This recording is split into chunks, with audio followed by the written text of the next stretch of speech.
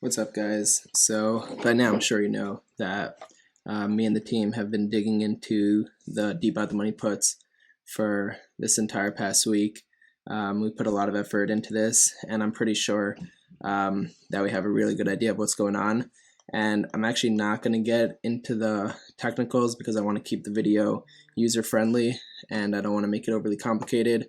But if you want to read more about this, choompop writes 3 excellent DD pieces on the underlying factor of how the deep out the money puts move the price, and so I'm going to link all 3 below to this video, and I hope some of you guys check it out. So let's go back all the way to October 16th of 2020 when we had the first strange deep out the money puts expire, 107,000 of them, and if we count 27 trading days later, and I hope you guys understand by now, but all 27 trading days means is we go T plus 2, so 2 trading days after the options expiry right here, and then we go from the second day 35 calendar days out. All right, so 35 calendar days plus 2 trading days after options expiry. So 27 trading days later, we got about a 50% price increase right on the day, and it moves up. And let's move over to January 15th when 293,000 deep out the money puts expired. And with these deep out the money puts, for those of you who don't understand, when the price is at $123 for GME, you wouldn't be going around buying $950 calls, right? And so buying $5 puts when the price is at 100 is strange, unusual, and is not a well-calculated bet. The only reason why it would be placed would be for other reasons, not betting that the price would go down to 50 cents, but more of a hedge for variance swaps. And I'm not going to get into that, but the DD that choompop writes does.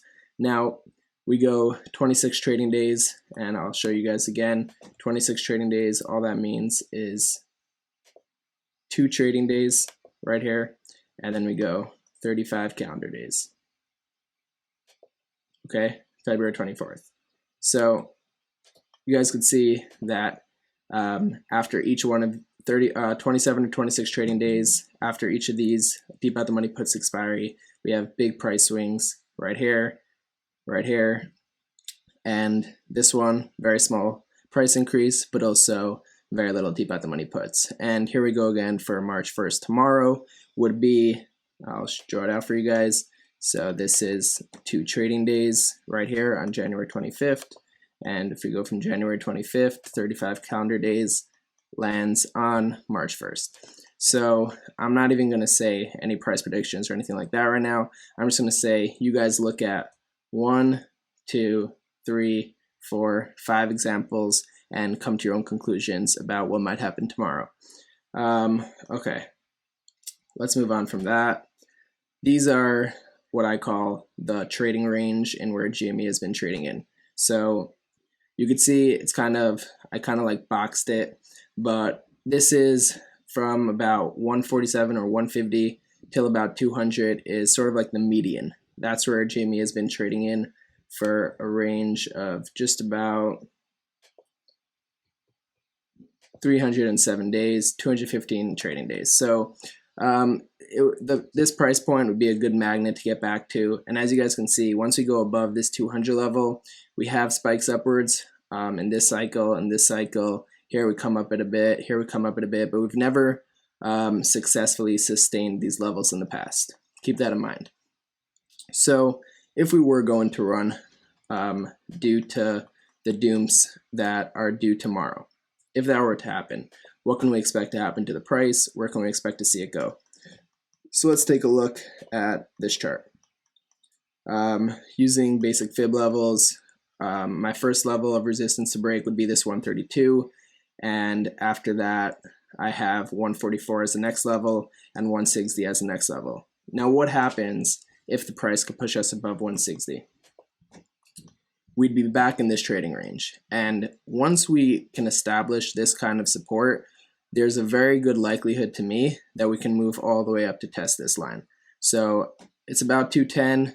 I don't know. You could put it a little more down here, so at the 200 level, but from what I believe and from what I know about the way stocks move, once we can re-enter this, possibly tomorrow, then I think we're looking at a really good shot to test the upper hand of the channel. Now, will we break through or come down and retest and trade in this range again?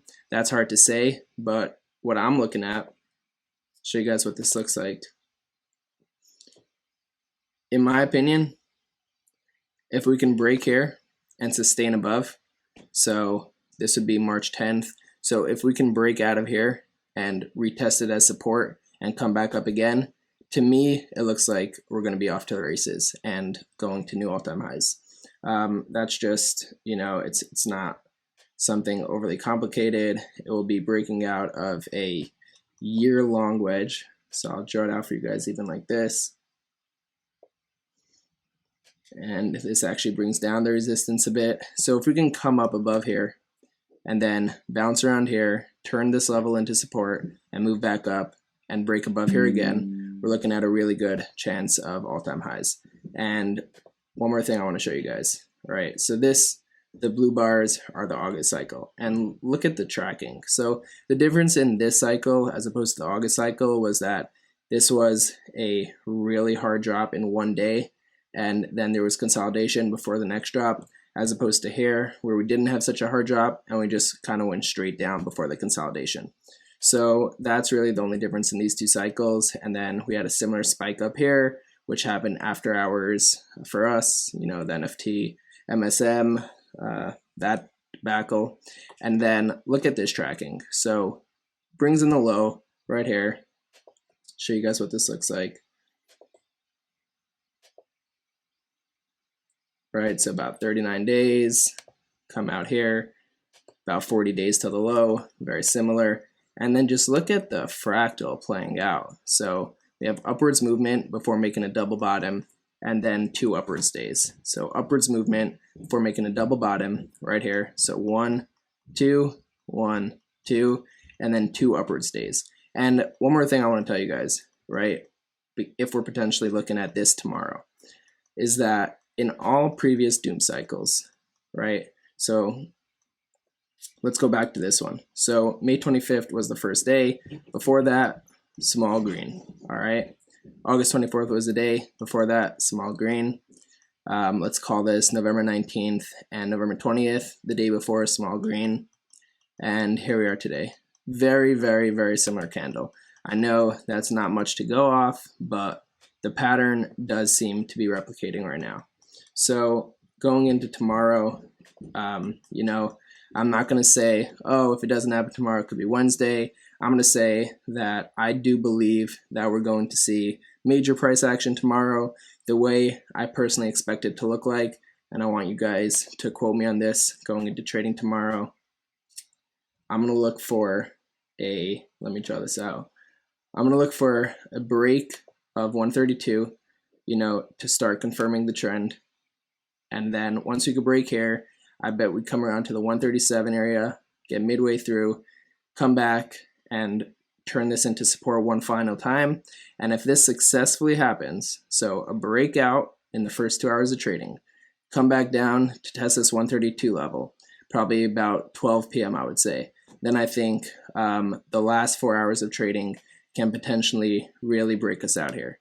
And one more thing is that if we reject really hard at any of these levels, then that can possibly be the end of the day. So for example, if we come up here and we fall back down past 132, so back down to this level, then the pump might be over. If we come up here and fall back down through this level, pump might be over. But these are the levels to watch: 131, 144, and 160. So if we break 131, as long as we can turn it into support, we're probably looking at 144. If we break 144, as long as we can turn that into support, we're probably looking at 160. After 160, that's when things could really go straight to 200. I don't believe there will be a battle of 180 this time around. I think, you know, once we break out of this 150 area, we're looking at a pretty straight shot towards 200. I could be wrong, but that's the way it looks like to me. And the last thing I want to show you guys is this. So First of all, QQE, I've mentioned this in the past, a 30% move would trigger a long signal, and the last signal didn't happen even since January. So we didn't have this kind of a bullish setup all the way for a year. Keep that in mind. QQE mod on its way to turning green last time that happened, turning blue, sorry, last time that happened was the entire January action. This to me is again confirming my thesis. This confirms my thesis. This confirms my thesis that ever since this, it was a walk down of the price. It wasn't cycles. It was a walk down of the price with these spikes happening as consequences. Consequence. This was the low, and this should bring a complete reversal. I believe this was the bottom. I don't see 40. I know a lot of people see 40. I don't see it. I think this was the mission. Ready? I think the mission was this. I drew that way off. And here's where it failed.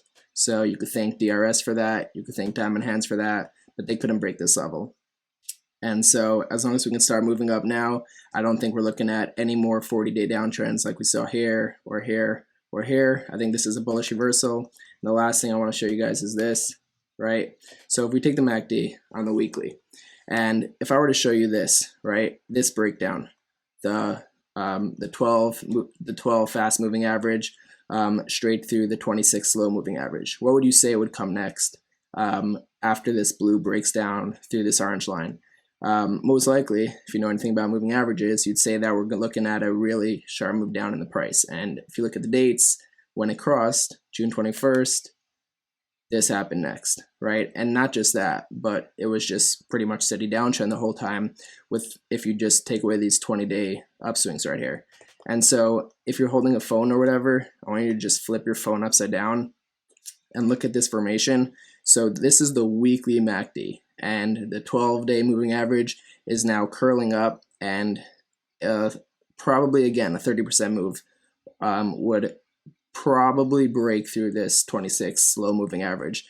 And what would happen here is the same thing that would happen here in inverse. We're most likely looking at a lot more room to run. And so if we cross here and the QQE crosses and goes long and the QQE mod turns blue, the boom hunter triggers a long signal on the weekly, and we come up and break above this. From the way I see it, we're looking at new all-time highs. Good luck, everyone.